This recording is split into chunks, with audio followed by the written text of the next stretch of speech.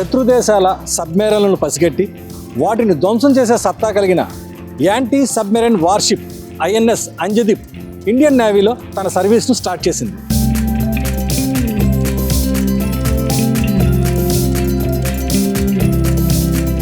చెన్నై పోర్టులో ఫిబ్రవరి 27వ తేదీన navy chief admiral Dinesh Tripathi ఈ నౌకను ఈస్టర్న్ నేవల్ కమాండ్లో చేర్చారు. సబ్మెరైన్లతో పోరాటం కోసం anti submarine warfare shallow water craft project పేరుతో భారత్ 8 నౌకలు నిర్మిస్తోంది. అందులో అంజదీప్ 3వది. కోల్కతాలోని garden reach shipbuilder and engineer సంస్థ దీన్ని పూర్తి దేశీయ పరిజ్ఞానంతో నిర్మించింది. తీర ప్రాంతాల్లో తక్కువ లోతు కలిగిన జలాల్లోనూ పనిచేసే విధంగా దీన్ని డిజైన్ చేశారు.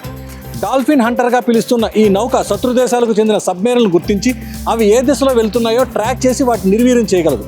అందుకు అవసరమైన సెన్సార్లు, సోనార్లు, తక్కువ బరువు కలిగిన టార్పెడోలు, రాకెట్లు దీనిలో అమర్చారు. ఇది తీర ప్రాంత గస్తీకి, గాలింపు, సహాయక చర్యలకు ఉపయోగపడుతుంది. దీని పొడవు 77 మీటర్లు, గంటకు 25 నాటికల్ మైళ్ళ వేగంతో ప్రయాణిస్తుంది. కార్వార్ తీరంలో అంజదీప్ అనే పేరుతో ఓ ద్వీపం ఉంది. దాని పేరునే ఈ నౌకకు పెట్టారు. తమిళనాడు, పుదుచ్చేరి తీర ప్రాంత రక్షణకు దీన్ని ఉపయోగించనున్నారు.